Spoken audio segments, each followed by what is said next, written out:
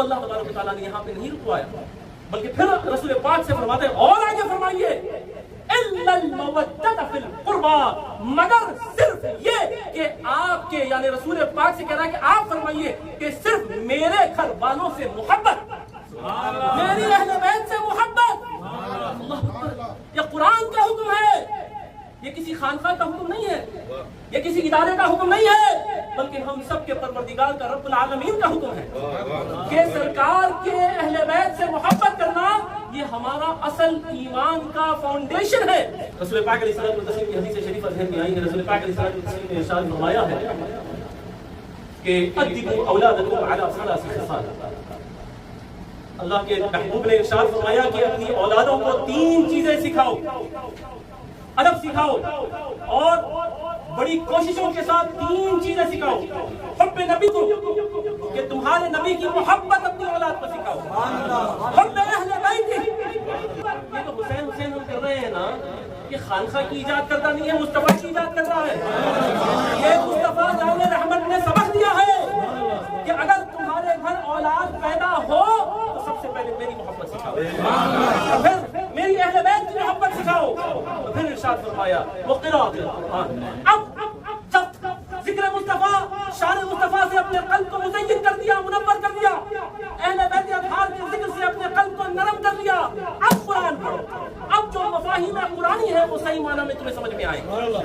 اور امام شافعی نے کیا خوب فرمایا، ارشاد فرمایا یا آل بیت رسول حبکم فرد من اللہ فی القرآن انزلہ۔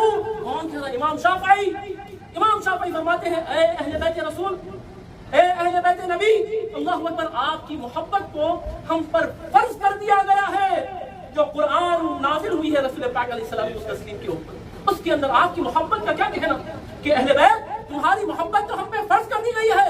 عزیزان محترم، ایک اور حدیث شریفہ سرکار پاک علیہ السلام تسلیم کی صحیح حدیث ہے، ترکت فیکم ثقلین ما ان تمسکتم بہما لن تضلوا بعد کتاب اللہ وعصمت اہل بیتی۔ ان کو تھامے رکھنا امت کا حکم دیا، اس میں طاقت پہچانے یا ہم سب کے بادشاہ، ہم سب کے آقا، ہم سب کے مولا رسول پاک علیہ السلام تسلیم نے حکم دیا، رسول پاک نے حکم دیا نا۔ ارے اللہ، ایک بڑے امام نے ارشاد فرمایا کہ جیسے قرآن کو اگر کوئی زمین پہ پھینک دے، اگر اس کو ڈراپ کر دے، مصحف کو ڈراپ کر دے، تو پھر کیا صورتحال ہے؟ اس کے لیے کیا عقیدہ رکھیں گے؟ کافر ہو گئے، بے ادبی کی۔ اچھا، جس نے قرآن پاک کو زمین پر پھینک دیا وہ کافر ہو گیا، اور جو اہل بیت اطہار سے حضورت رکھے، جو ان سے بغض رکھے، ان سے دشمنی رکھے۔ شامی کے اندر جو کہ عقیدے کی ہماری بہت بڑی اہم کتاب ہے، اس کے اندر آیا ہے اور یہ بات واضح ہے، علماء کا اس میں فتویٰ ہے کہ رسول پاک علیہ الصلوۃ والتسلیم کے تسمے شریف یعنی نالین پاک کا جو تسمہ ہوتا ہے، آپ یوں سمجھیے کہ فلیپ، نالین پاک کا آپ کی سلیپر کا جو فلیپ ہے، اگر اس کی کوئی اہانت کرے، کوئی اس کی بے ادبی کرے، کس کی؟ رسول پاک علیہ الصلوۃ والتسلیم کے سینڈل کی، تسمے کی، فلیپ کی کوئی بے ادبی کرے تو فتویٰ ہے علماء کا، شامی کے اندر لکھی ہوئی ہے۔ بہت کہتے ہیں شامی، آپ لوگ جانتے ہیں شامی؟ ہاں، کیا کہا آپ نے؟ ابن عابدین شامی کون ہے؟ امام۔ فتویٰ دیا گیا ہے، تمام اپنے برائے سب ان کو مانتے ہیں، جتنے احناف ہیں پوری دنیا کے اندر، انہیں فتویٰ دیا وہ کافر ہو گئے۔ جس نے رسول پاک علیہ الصلوۃ والتسلیم کے سینڈل کے تسمے کی بے ادبی کی وہ کافر ہو گیا۔ ارے جو رسول پاک کے تسمے کی بے ادبی، نالین پاک کے تسمے کی بے ادبی کرے وہ کافر ہو جائے، اور جو رسول پاک علیہ الصلوۃ والتسلیم کے دوش مبارک کے شاہ سوار ہیں ان کی کوئی بے ادبی کرتا ہے تو یا ایھا المزمل، قرآن میں اللہ تبارک تعالیٰ نے فرمایا ایک چادر سرکار پاک علیہ الصلوۃ والتسلیم نے اپنے دوش مبارک پہ ڈالی ہوئی ہے، وہ ادا ایسی پسند آئی، اللہ رب العزت رسول پاک کو فرماتا ہے اے کمبل اوڑھنے والے۔ ارے اب اللہ کی رحمت تو دیکھیں، پتہ نہیں کہاں سے آئی ہے، کہاں تاغوں کو پرویا گیا ہے کسی کو نہیں پتا، اللہ جانتا ہے، لیکن کیا کوئی ایسی خاص بات ہے؟ ایک عام سی چادر رسول پاک نے کاندھے پہ ڈالی ہوئی ہے، اور اللہ فرما رہا ہے اپنے حبیب سے اے کمبل اوڑھنے والے، اے اپنے کاندھے پہ چادر اوڑھنے والے، یا ایھا المزمل، جس تاغوں کا کسی کو نہیں پتا کہ کہاں پروئی گئی ہے، کہاں سے آئی ہے، کس نے لایا ہے، کس نے دی ہے، اوڑھا ہے رسول پاک نے، اللہ قرآن میں فرما رہا ہے اے کمبل اڑنے والے، وہ نفوس قدسیہ جو رسول پاک علیہ الصلوۃ والتسلیم کے خون سے پروئے گئے ہیں، جو آپ کا خون ہے، جو آپ کا گوشت ہے، جو آپ کے وجود کا مظہر ہے، آئینہ ہے، عکس ہے، ان کا مقام اور مرتبہ کیا ہوگا؟ وہ اہل بیت اطہار کا مقام اور مرتبہ کیا ہوگا جو رسول پاک کے دوش مبارک کے شاہ سوار ہیں؟ عزیزان تکبیر، اللہ اکبر، نعرہ رسالت یا رسول اللہ، نعرہ حیدری یا علی، نعرہ حسین یا حسین، علماء اہل سنت زندہ باد۔ عزیزان کیا حال ہو گیا؟ دین جو ہے وہ انسان کو چینج کرنے کا نام ہے، یعنی ریلیجن چینجز یور ایٹیٹیوڈ۔ آپ اندازہ لگائیے کہ لوگ حج کو جا رہے ہیں، واپس آ رہے ہیں، عمرے پہ جا رہے ہیں، واپس آ رہے ہیں، محفل میں بیٹھے ہوئے ہیں، گھر واپس ہو جا رہے ہیں، لیکن طبیعت میں کوئی تغیر نہیں، کوئی چینج نہیں، کوئی چینج نہیں۔ افسوس، شیم آن اس، شیم آن یو، شیم آن اس۔ کیا یہ شرم کی بات ہے کہ نہیں؟ بھائی ذکر حسین تو تعدم عزیز کرنا ہے، وقت ہو گیا ہے بات ختم کرنا، لیکن مقصد حسین کیا تھا؟ بھائی امام علی مقام، نور نظر تاجدار انبیاء، فرزند شیر خدا مشکل کشا، لخت جگر حضرت بی بی فاطمہ الزہرا، امام علی مقام شہزادہ گلگوں قبا، امام حسین رضی اللہ تعالیٰ کا مقصد کیا تھا؟ وہ یزید پلید کہتا تھا بنو ہاشم نے صرف سیاست کو حاصل کرنے کے لیے سب کیا ہے، کوئی وحی وغیرہ نازل نہیں ہوئی، یعنی ناموس رسالت کا منکر تھا۔ تو حسین نے جو قدم بڑھایا وہ تحفظ ناموس رسالت کے لیے، مقصد حسین تحفظ ناموس رسالت تھا۔ یزید کہتا تھا کہ نمازیوں کے اوپر بعض باتیں آئی ہیں، بعض جگہ کہا گیا ہے اللہ کی طرف سے، شرابیوں پہ کہا آیا، تو وہ نماز کا مذاق اڑاتا تھا۔ امام حسین نماز کے تحفظ کے لیے آگے بڑھے، مقصد حسین یہ تھا کہ وہ نماز کا تحفظ کرنا چاہتے تھے، اور امام حسین نے جو سب سے بڑا پیغام دے دیا کہ باطل چاہے کتنا بھی بڑا ہو اور حق کتنا بھی قلیل اور چھوٹا ہو، باطل ہار جاتا ہے اور حق جیت جاتا ہے۔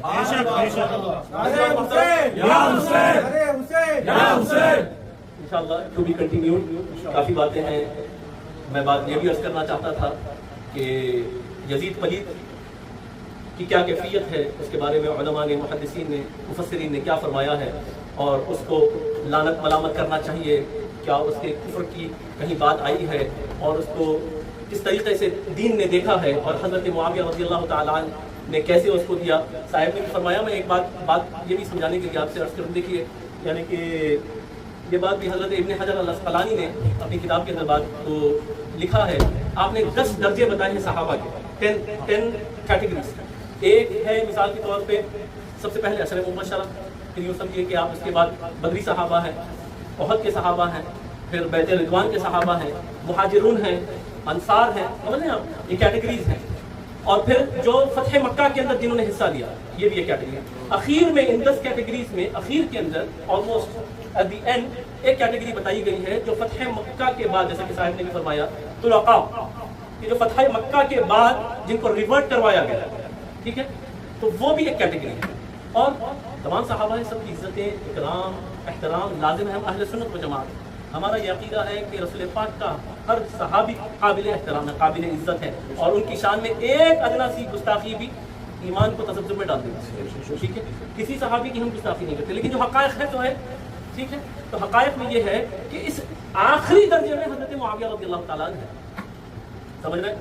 حضرت معاویہ رضی اللہ تعالیٰ عنہ عشر مبشرہ میں ہے، نہ وہ مہاجرون میں ہے، نہ وہ انصار میں ہے، نہ وہ بدریوں میں ہے، نہ وہ جنگ غزوہ احد میں لڑنے والوں میں ہے، نہ وہ فتح مکہ کے اندر جس نے حصہ لیا اس میں ہے، فتح مکہ کے بعد، ٹھیک ہے۔ لیکن صحابیت کی ایسی شیل ہے کہ ایک لفظ بھی ان کے تعلق سے نہیں کہا جا سکتا، وہ صحابی رسول ہے، ٹھیک ہے۔ اب آپ نے بنا دیا یزید پلید کو۔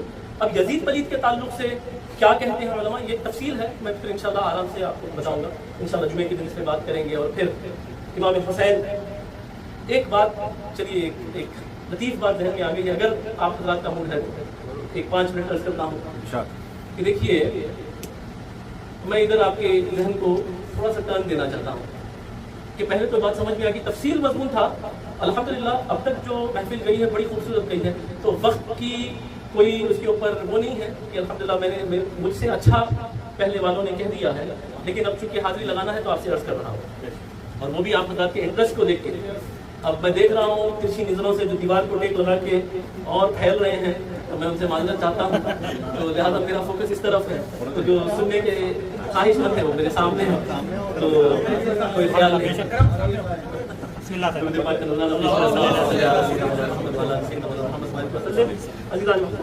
دیکھیے رسول پاک علیہ الصلوۃ والتسلیم نے ارشاد فرمایا الحسین منی و انا من الحسین، ٹھیک ہے۔ میں نے جیسے کہ عرض کیا تھا پہلے کہ حضرت امام حسین جو ہے وہ اپنے اختیار کے ساتھ تشریف لے گئے تھے، مظلوم تھے لیکن مجبور نہیں تھے۔ تیزی کے ساتھ صرف میں آپ کو کہہ دوں کہ یہ بتاؤ کیا یہ احادیث کے ذخیرے کے اندر، صحیح احادیث کے اندر یہ بات موجود ہے کہ نہیں ہے کہ رسول پاک علیہ الصلوۃ والتسلیم کو یہ بات پہنچا دی گئی تھی کہ فرمایا گیا کہ آپ کا یہ لاڈلا، یہ لخت جگر شہید کر دیا جائے گا، ٹھیک ہے۔ ام الفضل تشریف لاتی ہیں، حضرت عبداللہ ابن عباس کی والدہ ماجدہ، حضرت عباس کی اہل زوجہ، اور آپ کی سالی بھی ہوتی ہے، بی بی میمونہ کی وہ بہن بھی ہوتی ہے، ٹھیک ہے۔ آپ نے فرمایا میرے ماں باپ آپ سے قربان یا رسول اللہ، فرمائیے کیا بات ہے، کیوں غمزدہ ہے، کیوں مخموم ہے؟ آپ نے فرمایا ابھی اطلاع دی گئی ہے کہ میرا یہ بیٹا، میرا لخت جگر، میرا نور نظر یہ شہید کر دیا جائے گا، اور اس جگہ کی مٹی بھی مجھے پہنچائی گئی، ٹھیک ہے۔ حدیث موجود ہے، صحیح احادیث کے ذخیرے کے اندر موجود ہے، ٹھیک ہے۔ میں تفصیل میں نہیں جاتا ورنہ میں آپ کو تمام چیزیں پڑھ کے سنا دوں۔ اب اس کے بعد رسول پاک تو یہ بات معلوم ہو گئی۔ اب رسول پاک علیہ الصلوۃ والتسلیم کی ذات وہ ہے کہ انشق القمر، جس نے انگلی کا اشارہ کیا چاند سے دو ٹکڑے ہو، انگلی کا اشارہ کیا سورج پلٹ آیا، ہاتھ کو برتن میں ڈالا پانی کے فوارے نکل گئے، وہ جو چاہے سو کرے۔ آپ نے فرمایا میں چاہوں تو احد کا پہاڑ سونے کا بن کے میرے ساتھ چلنے لگے۔ یہ تو اختیارات نبی میں سے ہے، وہ نبی جس کے لخت جگر کی اطلاع آئی ہے، جو آپ کا نور نظر ہے، یہ بے دردی کے ساتھ آپ کی امت کے ہاتھ کو شہید کر دیا جائے گا۔ سرکار نے کیا فرمایا؟ یا اللہ میرے حسین سے یہ امتحان نہیں لینا، میری اہل بیت سے نہیں لینا۔ فرمایا ایسا نہیں، بلکہ سرکار نے فرمایا، ہاتھ اٹھایا، اللہم آتی حسین صبرا، یا اللہ میرے حسین کو صبر عطا فرمانا۔ ارے اگر حسین نہ اٹھ کھڑے ہوتے تو کون اٹھ کھڑا ہوتا؟ وہ نہ اٹھتے تو کون اٹھتا؟ رسول پاک نے ایسے ہی تو نہیں کہہ دیا الحسین منی وانا من الحسین، کہ میں حسین سے ہوں، حسین مجھ سے ہے۔ کیسے ہے؟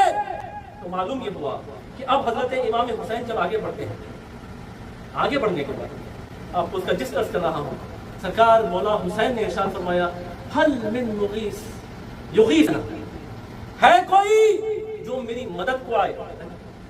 بات سمجھ میں نہیں آئی۔ یزیدی لشکر بول رہا، آپ یزید کے ہاتھ میں بیعت کر لیجئے، ہم مدد کرتے ہیں آپ کی۔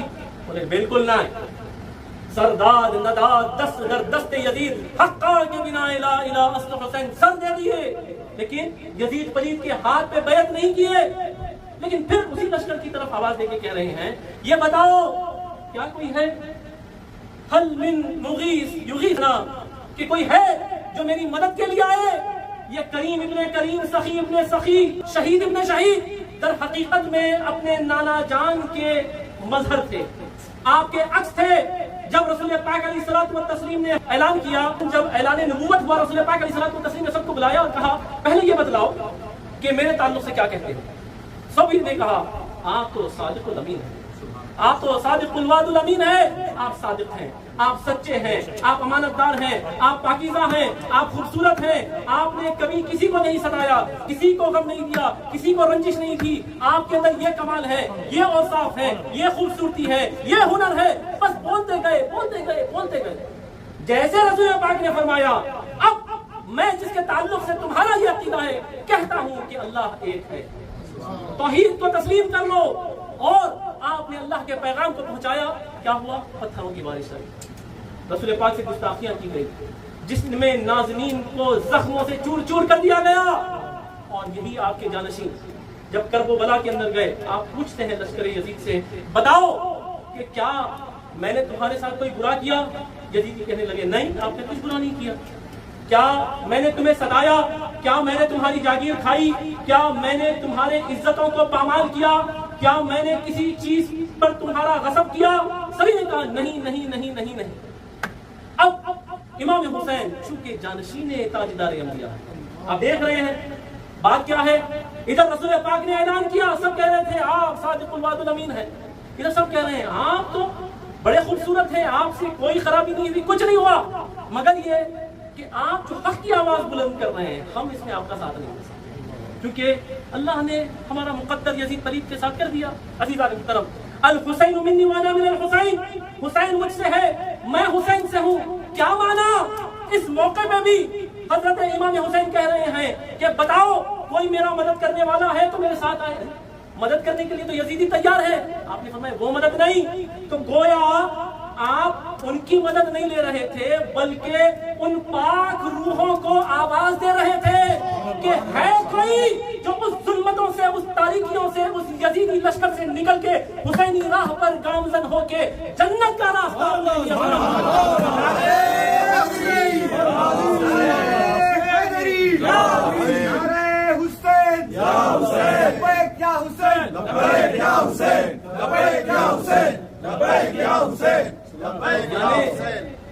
حسین نبی کا خون حسین کا خون ہے، نبی کا قول حسین کا قول ہے، نبی کا وجود اور اس کا عکس حسین کا وجود ہے۔ عزیزان محترم، در حقیقت میں جو عکس مصطفیٰ جان رحمت کرب و بلا کے اندر حضرت امام حسین نے ظاہر فرما دیا۔ عزیزان محترم، میں بات کو ختم کر رہا ہوں۔ اب ایک اور واقعہ ہے، اس سے قبل ماضی میں یہ ہوا کہ رسول پاک علیہ الصلوۃ والتسلیم نے اپنے تمام قرابت داروں کو، رشتہ داروں کو، قریش کو، بنو ہاشم کو، سب کو بلایا اور دعوت اسلام دی۔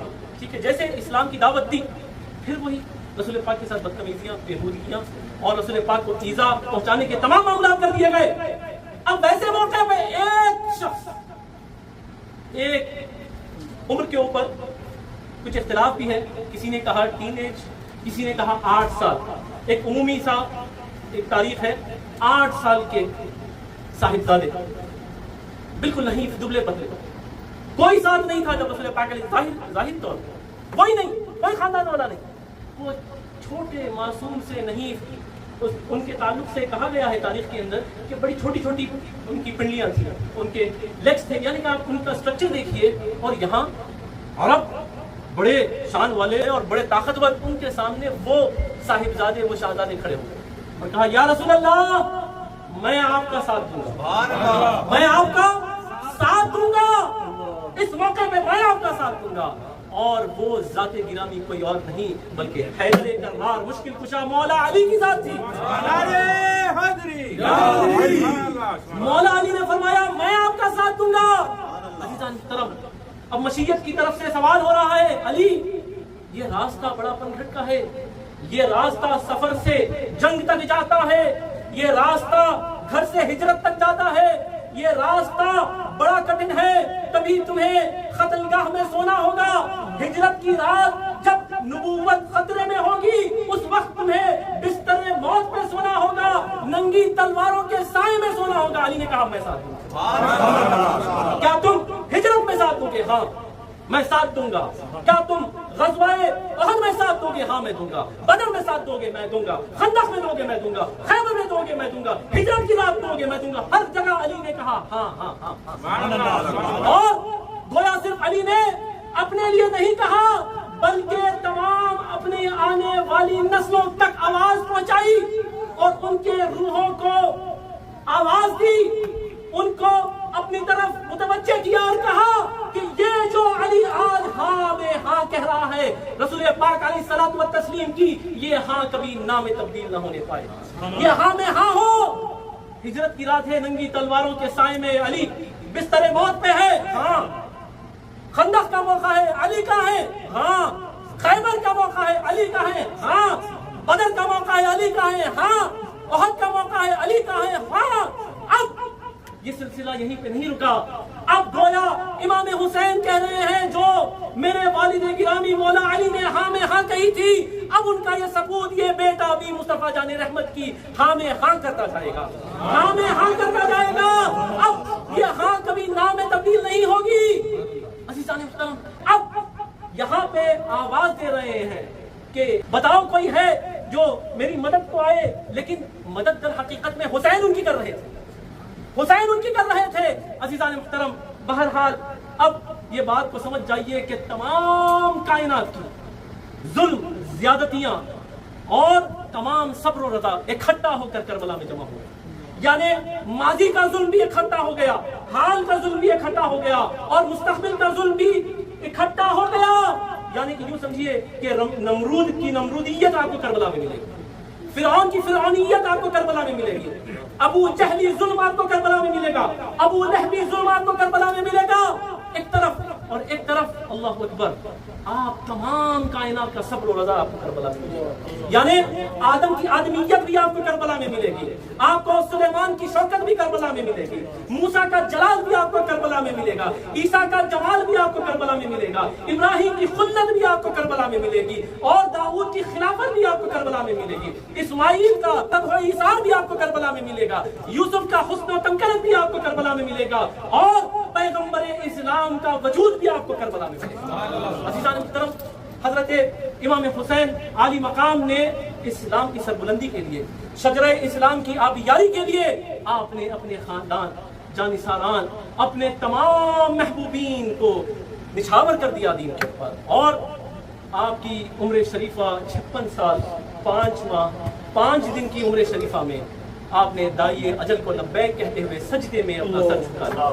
عصر کا وقت تھا اور پھر سجدے میں اللہ تبارک و تعالیٰ کی بارگاہ میں یہ عرض گزار ہوئے کہ جس پر میرے والد نے ہاں کہی تھی، آج حسین نے اپنے سارے خاندان کو کٹا کر بھی یہ ظاہر کر دیا کہ اب یہ ہاں ہی رہے گی، کبھی نام تبدیل نہیں ہوگی.